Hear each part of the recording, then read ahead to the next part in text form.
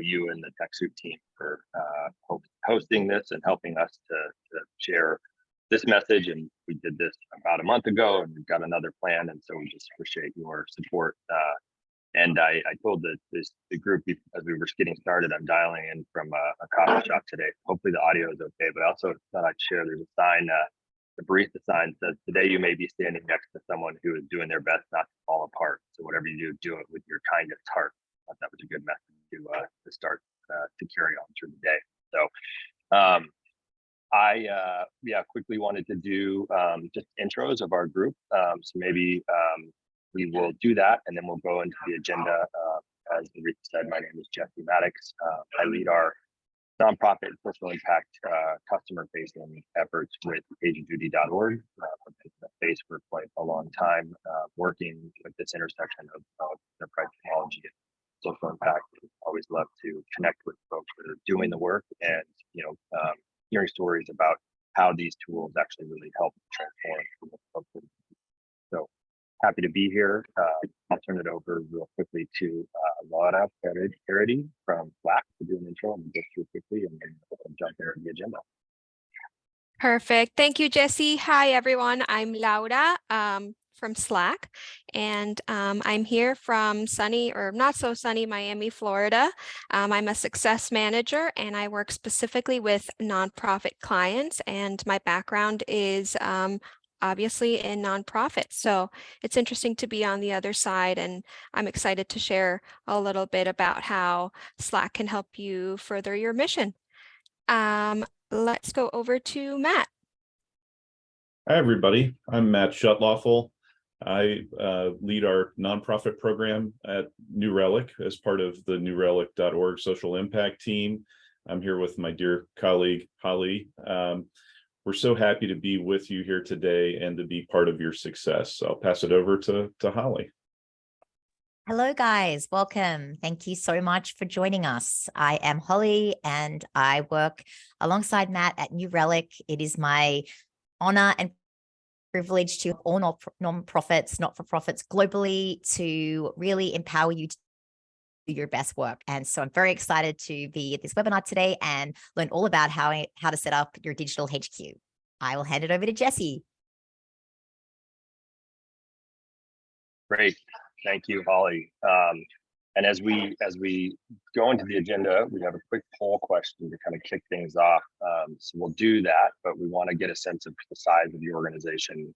It's always helpful to just know the context of where what folks are kind of working with in terms of the size and the dynamics of that plays in. So love to have you go ahead and share with us what the size of the organization is.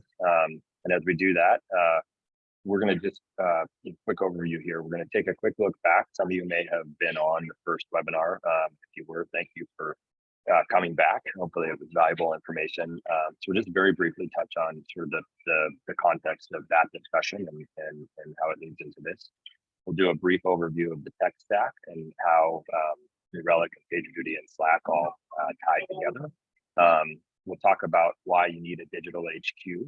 And then do a Slack overview in the context of the digital HQ. And then we're fortunate to have Kate Edmondson from the New York Public Radio to the Q&A discussion about their experience. So that's our plan. And we'll jump right in. It looks like we've got about 42% folks that are small, very small organizations, less than 20, smaller amount, kind of 21 to 75. Good number in the 76 to 250, and a small in the large. So good mix, and we'll try and make sure that we're speaking to that range of your experience. I think we have another poll question that we'll launch as we go through this. So we wanted to just get a sense of what process currently describes your incident response. So we'll get that up, but just in terms of what we talked about in the first webinar, this whole series is really about modern incident response and kind of the process of digital transformation and have a mature response operational process. So we talked about monitoring, responding to, and resolving incidents going to pay off and reduce the noise, the signals that are coming in from your various digital tools. Even if you're a small organization, you likely have a whole toolbox of digital tools, and so these needs and some of the challenges are not unique just to the largest organizations. I think they actually are pretty relevant across the wide range. And then we also talked about why clear objectives, cohesive workflows, and team culture are key points for excellence. And that actually, I think, will really speak well into the point of today's webinar, really around how we can help your team communicate, collaborate, and tie the tech stack together to get the work done. So that'll be our focus today. And with that, we will move on to the next one. Sorry, I'm seeing that the audio is a little off, so I don't have too much more, and then we'll turn it over to someone else, and hopefully that'll help. I'll try and speak up as we're apologies for the audio. Did you launch that poll, Aretha, for this one? Or? Oh yeah, okay, great. All right. Yeah, so as expected, kind of again a range of the workflow. Some folks said what workflow can be difficult to communicate quickly. So that's our goal, is to try and speak to some of the tools that we can bring to the table to help address some of those challenges. So thank you for that. Okay, you can go on to the next one. So yeah, I think just kind of setting the stage, what often we hear and have seen is kind of scenario with, again, a wide range of organizations, regardless of the size. Obviously, as it gets larger, maybe this happens in more cycles and more layers. The idea being that, from the beginning, you have a problem that's detected in your system, you email an on-call engineer, you investigate, can't find the root cause, they set up a video call to pull in team, and that cycle continues. Pull in more people ask for summary, and continuously bring kind of more about a very large number of people to try and address what the challenge is. And so we want to help suggest ways and offer up as sort of a process and tools that can help to reduce that sort of layered toil amongst teams to diagnose what's happening. And again, we think that even with smaller organizations, some of these same challenges exist. Layers, complexity, size. But this whole process of swarming, boiling to get to the bottom of the two is really relevant across organizational sizes. And I believe, if I'm not wrong, we may have one more poll question here. Is that correct? Did we already? There we go. Great. Yep, here it is. I'm seeing still a couple messages there. Can folks hear me okay? We can hear you for the most part. It's a little choppy, but okay. I can still hear you. This is my last slide. I'll do that. We'll speak in, we'll speak to this, and then I'm going to turn it over. But this is really, just again, giving kind of a map of what some of the tools are. So, we're going to speak a little bit. Matt's going to speak to New Relic and what New Relic plays in this. Really, the monitoring tool that can ingest all the different signals from the systems. PagerDuty really takes those signals and helps to digest them and give you some intelligence into what's going on, what needs to be addressed. Really being able to sort of read between the lines, understand what incidents, and I see the question of what kind of incidents are we talking about. This could really be any number of incidents, right? This might be an incident that is related to your website or one of your digital tools. There's also incidents, we see folks using these tools to provide alerts around incidents that are happening out in the community and in the field work that they're doing. So we've got organizations that are using to send out an alert around an incident of violence. They're doing community violence reduction or online kind of community spaces where folks are engaging around a certain issue or a certain need, and there's keywords that are flagged, and those are flagged, and it's a certain incident or alert comes in. So think of incidents pretty broadly. I think oftentimes kind of the initial references around your systems, your digital tools that you're using. And if an incident arises from there, you need to be able to address that to ensure that the system, whatever it is, your website, your client service tools, things like that, that they're up and running to provide the services that you're trying to provide to your constituents. But it really can be a lot. And then, what we're really going to focus on most of today is around how Slack can be, again, that kind of digital headquarters, the command center, and interact with New Relic and PagerDuty and other tools to provide one space to communicate and collaborate and keep you working from within that space, not having to transition between a bunch of different environments or tools. And again, even the smallest organizations, we know that you have more than just one or two tools that you're using to serve your constituents, sort of execute on your mission. So with that, I'm going to turn it over to Matt to talk a little bit about the New Relic role in the process. Wonderful. Thank you so much, Jesse. Really appreciate that. So from a New Relic perspective, we can take in source information from just about any bit of technology that you might have. So what I'm going to speak to over the next few slides here is really going to be what the traditional sense of incident response is about within your technology landscape. So just to give that a little bit of extra context for the content on these next few slides and where New Relic specifically fits in. When it comes to incident response, you want to act quickly and smoothly. With our dear friends here from PagerDuty and Slack, we can make that happen. We've got you covered. As you can see on the slide here, we can take in information from a variety of technology sources, platforms, systems, and we go beyond what you might think of with traditional monitoring tools. We provide comprehensive, what we call observability. And you might immediately stop and think when you hear that word, what does that mean? We provide visibility across your entire landscape so that you're not in the dark, so that there are not as many creepy unknowns. And we refine all of the heaps of data about those systems, their health, their performance, all of what's going on under the hood. So, and we reduce that down. We refine the heaps of data that we take in so that you're prepared to take action and provide you specifically in real time what you need to take action more easily, more confidently, and quickly. We are a source of truth, as I mentioned, for the reliability, availability, and performance across your technology.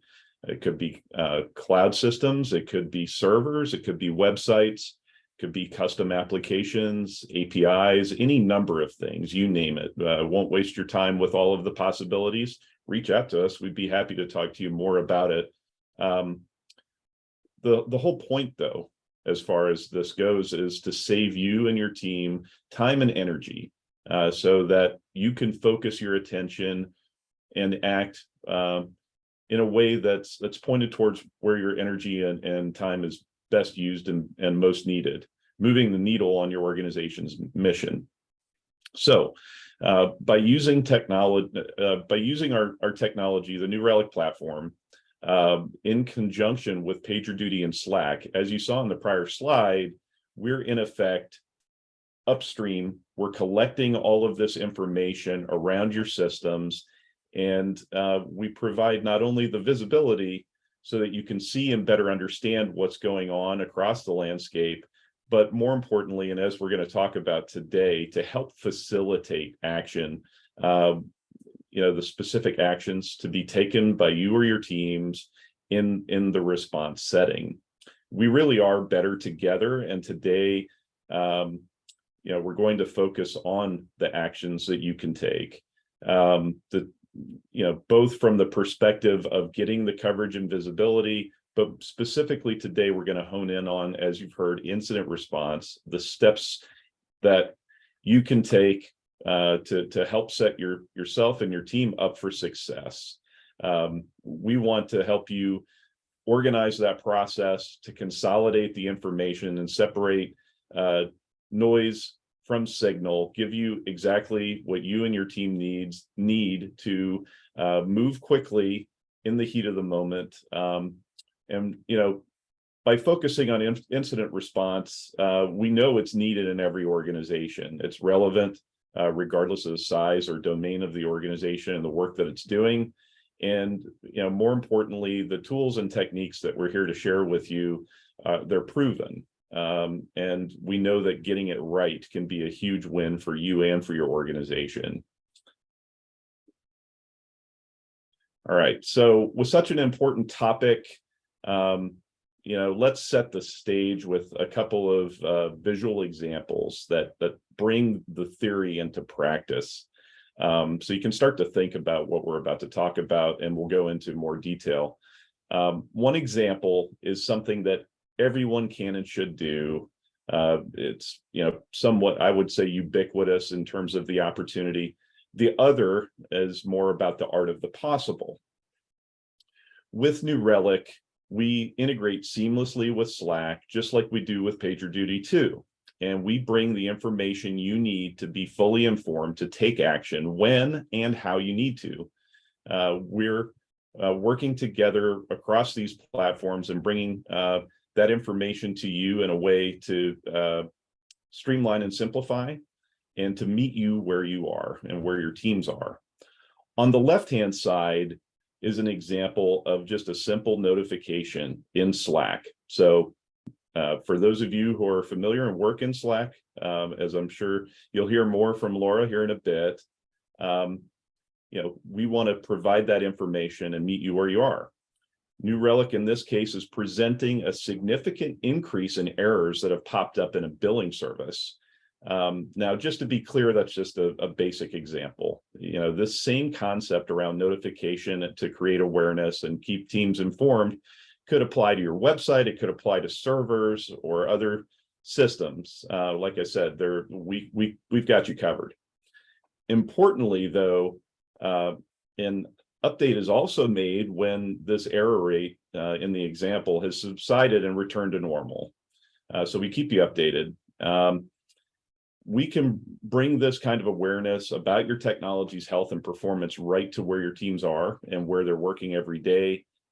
But more than that, combined with the power of PagerDuty and the advanced intelligence natively within the New Relic platform, we can hone in on exactly what your teams need to know, what actions should be taken, and to cut through the clutter and noise to sharpen your operations capability, speed, and responsiveness, starting today. Now, let's take a quick look at the right-hand side. You can see there a quick but sophisticated example of what's possible. At the very foundation, you'll hear throughout our session, the heart of the story is having a well-defined process and streamlining and supporting that process, making it easier for the people doing the work, setting them up for success and lightening their load. And we do that with the power of process meeting the combined platforms. We're better together. The example here on the right-hand side shows how our incident management process at New Relic uses Slack to collect and share incident details from responders. And we do that by using a custom bot built within the Slack platform. By doing that, we're streamlining and simplifying the information gathering process and facilitating better communication and coordination. Today, you're going to hear about action, how your workflow can change to help teams stay focused. And, so let's take a quick step back and speak to the broader perspective of why. The main success factors that propel thriving collaborative operations, and even more broadly, the success factors for modern operations. All right, so you've gotten that sample that I just talked about with the visual, the theory to practice, the what and the how. I'm super excited because there's so much goodness that Laura is about to share with you. So let's just take this quick moment right now to set the table and speak to what we're seeing what's consistently proven not only to be successful, but to elevate success. The 4 pillars that you see here are exactly why we're all here to partner together and to help you and your organization succeed. Factors like reliability, efficiency, delivering an outstanding experience for your donors, your members, or constituents.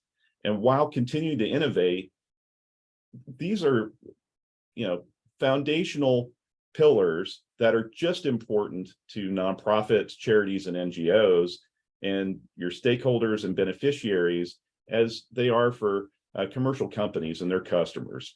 So just to reiterate, because it's so important to us, on behalf of PagerDuty, Slack, and New Relic, we're all committed to your success together. And as you'll hear, these pillars of success are interconnected, just as our platforms can be interconnected and your work can be connected.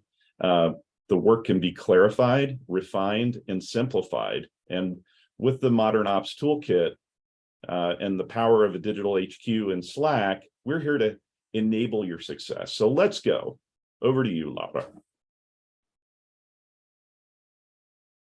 Thank you, Matt. So I saw in the poll that some of you are already using Slack to handle incidents, and that's really amazing news.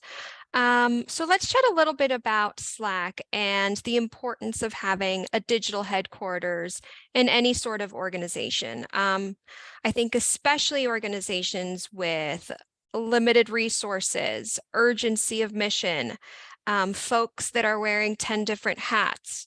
I don't know if this rings a bell or this sound like anyone on here. Like I said, most of my career has been in the nonprofit sector, so I really understand that we need to do as much as we can with as little as possible and as efficiently and effectively as possible. So what we did is we kind of created this digital headquarter and we architected it around 3 pillars. We created a space without silos for everyone where employees can share knowledge, culture, and identity. So with Slack, anyone within your nonprofit, your charity, your organization, whether you're in the fundraising department, whether you're an executive assistant, a therapist, a legal advisor, whether you're out in the field, inside the office, everyone can automate tasks that take away from that deep, meaningful work or time that you could be spending with your team or those who you serve. Thank you. So the first thing is we break down communication and collaboration silos across your organization. And the way we do that is through Slack channels.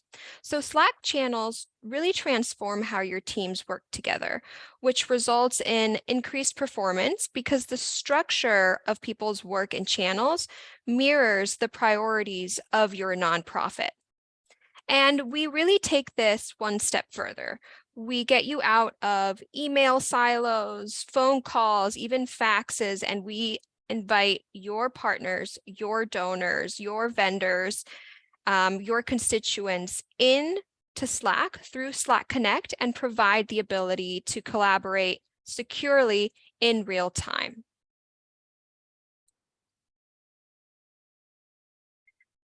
The second thing that we do is we help you embrace flexibility so all of your employees can do their best work from anywhere in any way. Obviously, COVID changed everything, and at Slack, we really try to be as inclusive as possible in everything that we do. So last year, we actually conducted a survey, and we found that the desire for flexibility was actually strongest amongst those who have been historically underrepresented. So these are people of color, these are women, and these are working mothers. So Slack really gives you the ability to work that's my dog, in an asynchronous manner, right? So it doesn't matter if you're on your couch, you're in a coffee shop, you're in a park.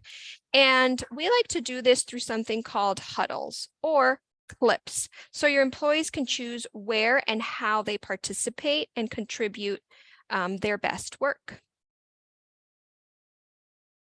And then lastly, automate work, right? And so the future really is now. We bring the power of automation to everybody in your company throughout every department.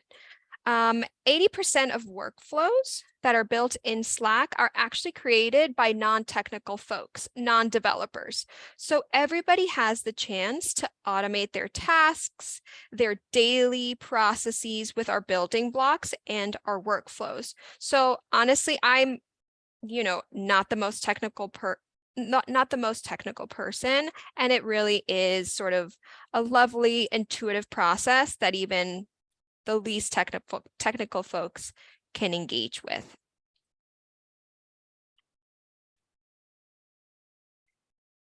So how can Slack and your digital headquarters improve incident management? Obviously, we've heard quite a bit about it.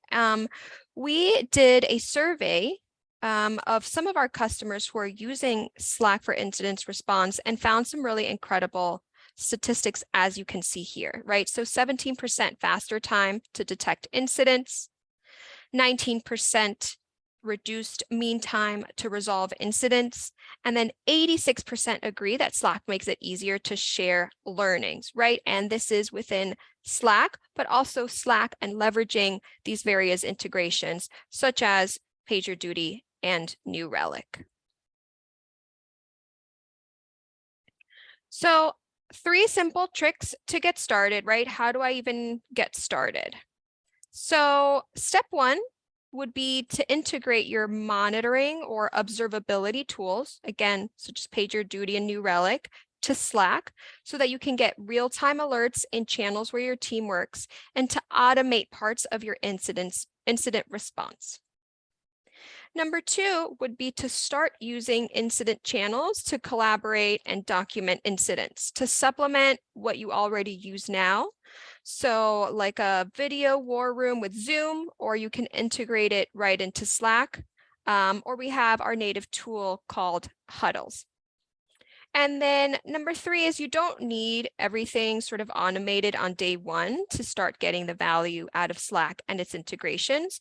I'll simply recommend that you start to use channels to collaborate during the incident and control the chaos. Now,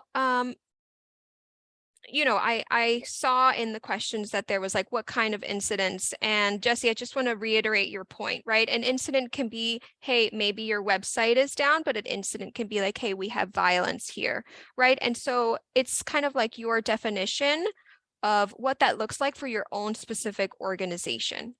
And something just important to call out in terms of Slack during incidents.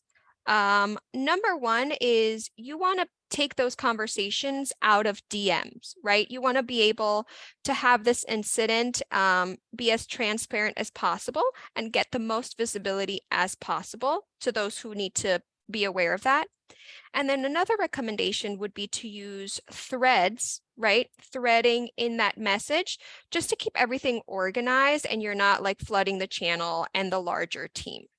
So these kind of 3 simple steps, I'm going to break them down into more detail. So now that you know that Slack can help you sort of transform your incident management process, something that's really valuable, again, is sort of this very specific guidance and some best practices. So before your incident even begins, your monitoring tool automatically will send an alert to the appropriate channel, like an alerts channel, right? Or somewhere where your integrated app sends that to. Again, this would be through something like PagerDuty, which helps automate that response. Then responders can quickly discuss the level of response needed. It can be in a Zoom call, discuss it in a thread, use huddles, whatever works best for you. And then once you understand the impact, you can declare it as an incident along with the severity and whatever other details need to be known. You can do this with just the push of a button or a simple / command, all done within Slack. And then a notification with incident details could be sent to a maybe all incidents channel for visibility across the larger engineering team or the ops team or the folks on the ground, folks on the field, so that they can be aware of the situation, even if they aren't needed to actually resolve the incident. So again, automation is really the theme here.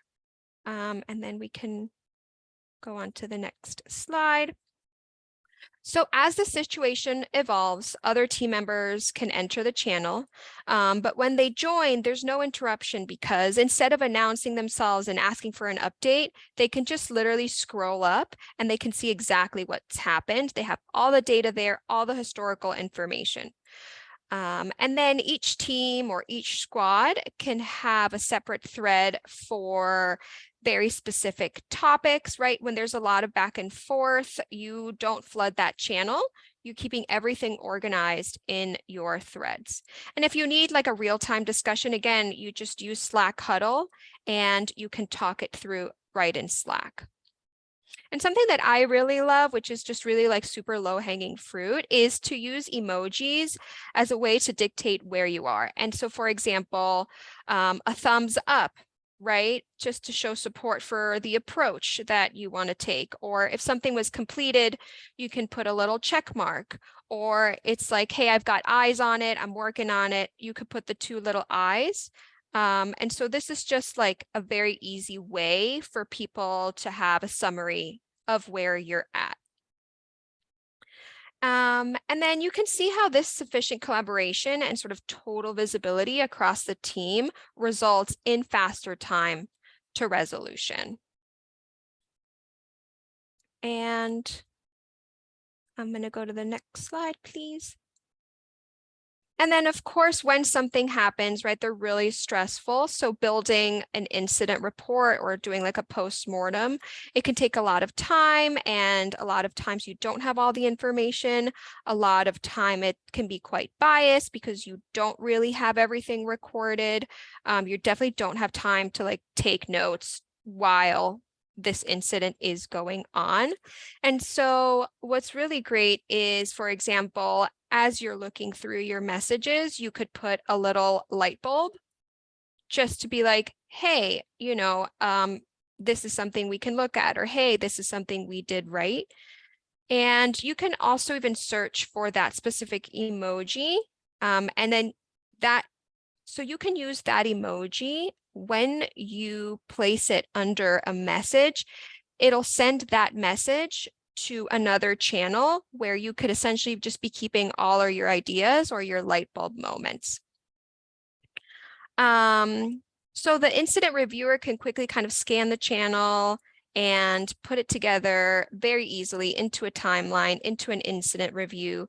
And then you can directly assign action items right from Slack, right? Or you can integrate whatever project management tool you're using.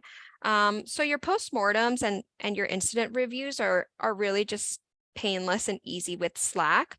You also have everything time-stamped. You have an audit trail of exactly what happens, the decisions that were made, whatever metrics you might be using, who said what, etc. So this really helps your incident review be blameless, non-biased, and extremely accurate.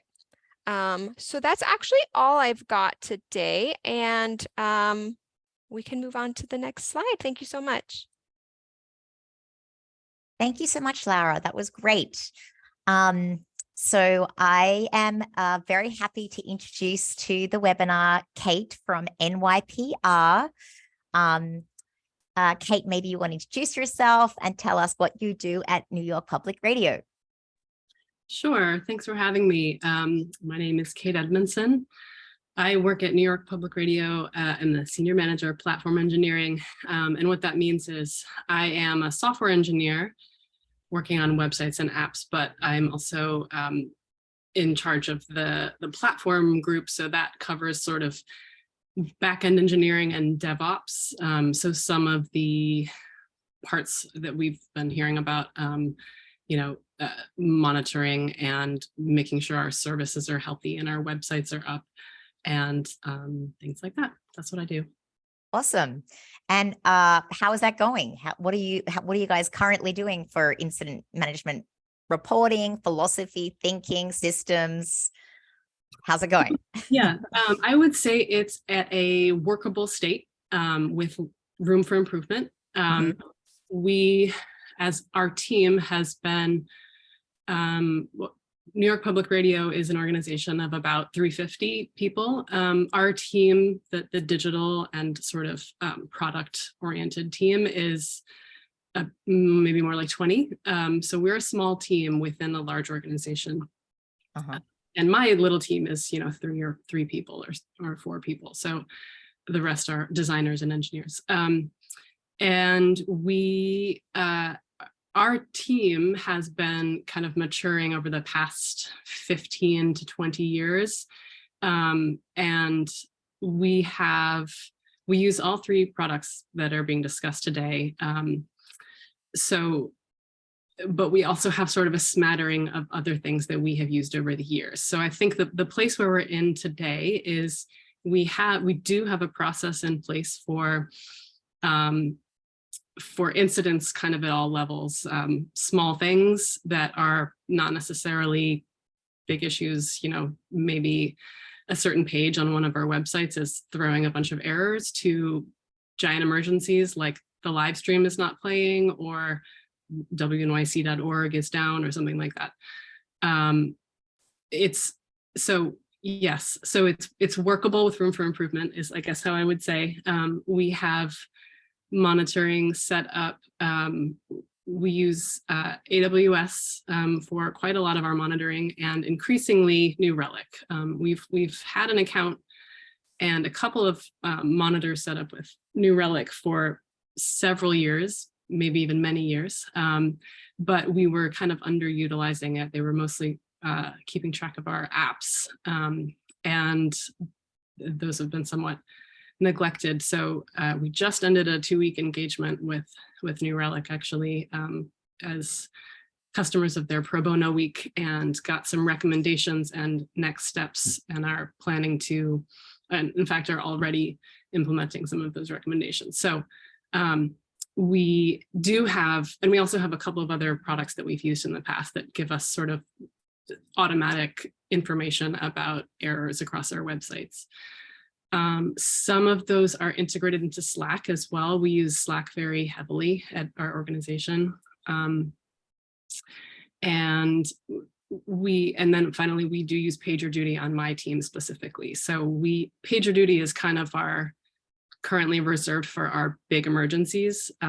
We have across a few teams, and in fact, our broadcast engineering team also uses PagerDuty. So people are on call, and if the live stream is down, whoever's on the schedule at that moment gets, according to their communication preferences, a call or a text and or an email, and proceeds from there. So there are, and then I guess the part I skipped is some of the lesser things, and also maybe including those bigger emergencies, we have integrated into Slack as well. So we do have an alerts channel.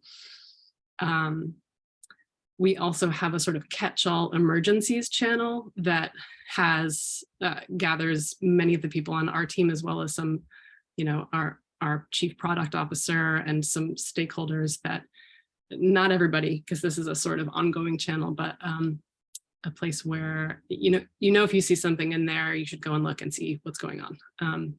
So I would say that we have the infrastructure pretty well covered, but some of the connections could be more sophisticated, and the way we fill in the gaps is with human communication. I think some of the ways we could improve are, we've noticed some places where we're missing some automatic information, some monitoring, and we end up getting error reports from either our listeners or, more commonly, other people at the organization. So a producer is having trouble accessing the content management system, or someone on a show realizes that the podcast episode hasn't been updated, even though it was supposed to be in Spotify an hour ago.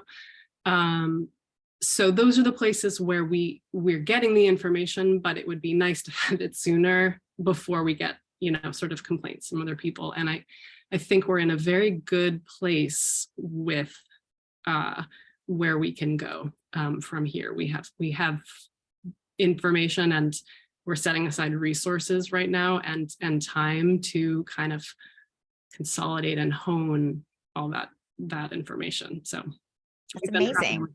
We've been happy with these 3 products, and now we kind of need to add some finesse. Right, exactly. I mean, I think it's ever going. If anyone does have any questions, I can't see the chat, but if one of the other hosts can see if there's any questions in the chat that they would like to ask Kate or Laura or Matt or Jesse, anyone who would like to ask a question, now is a great time to do so. I can also ask you another question, Kate. I was thinking, what would you not recommend that you guys have done that just was like, oh my God, let's not do that again. That was an epic fail. What, like, war stories that you can share that we should not do? In the world of sort of managing incidents. Yes, yes. And well, the first thing that comes to mind is our choices about where to discuss incidents and where to triage and how soon to bring people in. And I think that really that needs to be revisited constantly, because it depends on the stakeholders involved, and it also depends on the people involved and their preferences. But usually, transparency was mentioned, and we've found that that's really important. Transparency is so helpful. It makes things go more quickly. It makes people feel less worried. So I think where we've gone wrong is when we've quietly tried to solve the problem over here for too long. right. And the improvements we've made have been, tell the project manager immediately, who can communicate to whoever needs to know, we're aware of this and it's being worked on. Yeah, that's what I would say. That's awesome. Are there any questions for anyone? Opening it up. There's a question in the chat from John. Isn't this the role of the CTO of an organization? Incidents, are they always related to technology? So it's, I guess, a couple of different questions. I can speak to that. I think it depends on the size of your organization. If you have an organization of 5 or 10 or 20, it may be the role of the CTO if it's a technical incident. But as you say, their incidents don't necessarily have to be related to technology. I think the monitoring tools are. We're mostly dealing with things that can be automated and, sort of tracked technologically. So, but there's certainly things where we need to skip right to the communication part of this sort of workflow. I think in a big organization, we don't have we do have a CTO. That technically is our sort of broadcast side, the audio side of the business, but more often it's the people who are a little bit closer to the ground in the size of our organization. So we're telling the sort of people who are on the CTO level as soon as we feel like they need to know, but more often we're coming up with a solution, as engineers. Do you guys conduct, like Laura was talking about, regular postmortems or retros? Is that like a thing you guys do regularly for incident management, like to get better at it, basically? We do, yeah. We haven't leveraged many of the things that Laura was showing in Slack. We do use Slack very heavily, but mostly we will. In fact, we regularly do a postmortem after something successful too, like a right. or something. But yes, after a big incident, we will have a meeting, a retrospective, and write it up and put it on our internal wiki as a sort of like, oh, what happened last time, place to go look. And we do that. Yeah, it's very useful. And it's, if nothing else, it also helps with the human side of things, which is someone getting to say, you know, I really would have preferred we had opened up a kind of Zoom room or, you know, a Slack huddle or something, because I was too busy trying to solve the problem to also be communicating out what was happening to stakeholders. So it's really helpful to have roles defined early and often. I really liked that, Laura, the postmortem where you have that kind of like report system kind of already in Slack, because as you said, it's an archive for literally everything that happened within the incident. So I feel like we should use that. I'm going to steal that. Yeah, and I think okay. with and I think like I mentioned, like you can make it work for you and your size of organization. But I think to Kate's point, what's really important is you do have these wonderful tools, you do have these wonderful integrations, but I do think step one is assigning roles for folks to be really clear. What's an incident and what is my role here? Because if you have that strong foundation, then you can really make the tools work for you. I would also add that some of the things you showed, I was surprised. I was like, oh, I didn't know you could do that. You could add an emoji and that would. So I think if there's anyone listening who has never used something like Slack or New Relic or PagerDuty, don't be overwhelmed by all the possibilities. We've been using Slack for probably 6 or 7 years, and we weren't starting with the level of sophistication. You know, I think it's okay to begin, and then if everybody wants to have text responses, that's great, and that will still help. And then over time, if you realize, hey, there's this fancy, you know, add-on or process we can use, then you can layer that in. You don't have to do that on the first day. Totally. Yeah, even that simple trick of the threading, just keeping it all the noise in that one kind of single communication helps when you've got hundreds of different channels open. Any other questions for Kate, Laura, Matt, or Jesse?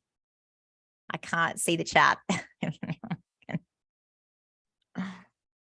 There's a question in the Q&A from John. It said, would you sum up a sample use case for Slack and New Relic integration?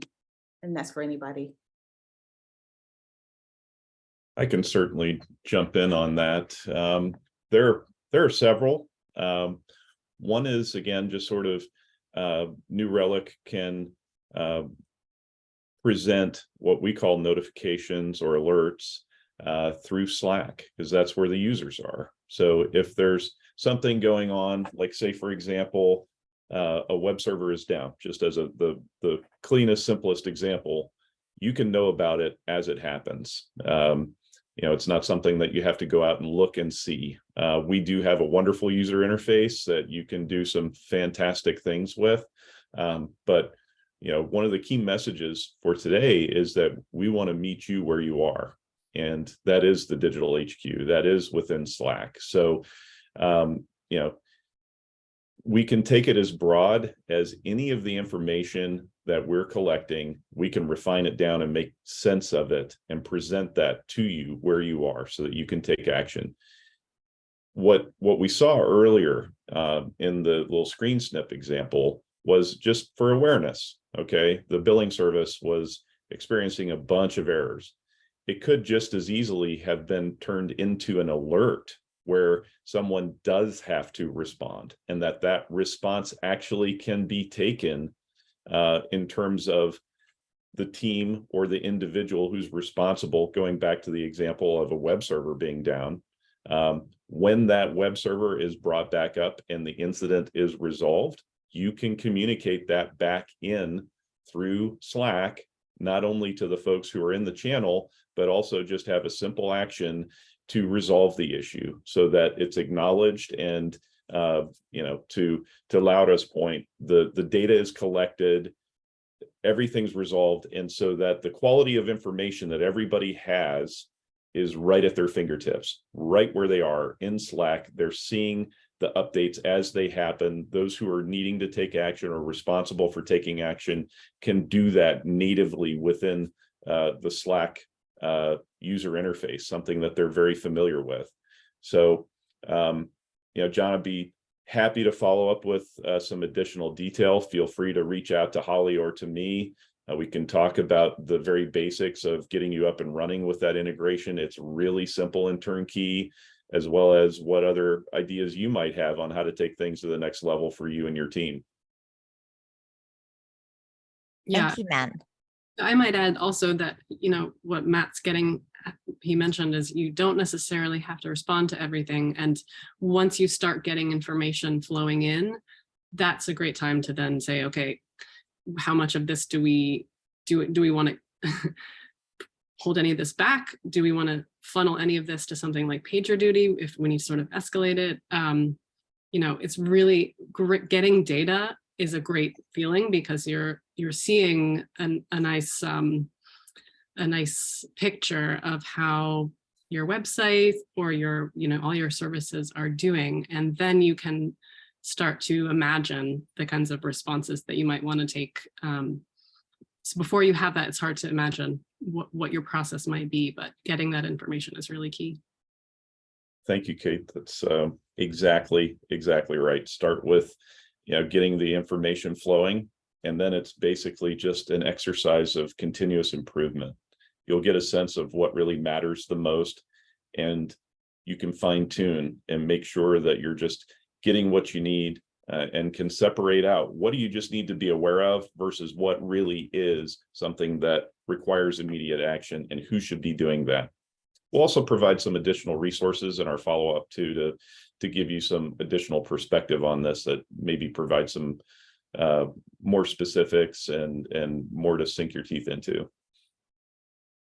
Yes, we will. We'll be following up. Aretha will be sending out the slide deck and also some links. So we'll make sure to include the quick start guides. Any other questions? I can see a couple more messages, but I can't click on it. I was just sharing our info. Hollis. Nice. Thank you. Yeah, we have a saying at New Relic, you don't know what you don't know. It's a very right on Matt's point of, and to what Kate was saying too, once you get that data in and flowing, then you can kind of make, a more guided decision on what needs to happen. And again, back to those roles and responsibilities so people can actually act and solve the incidents. And John, I do see your info there. We'll be happily following up with you. So thank you so much for sharing that. Awesome. This is great. I learned a lot too. Anybody want to have any closing remarks? My message on behalf of all of us today is a huge thank you.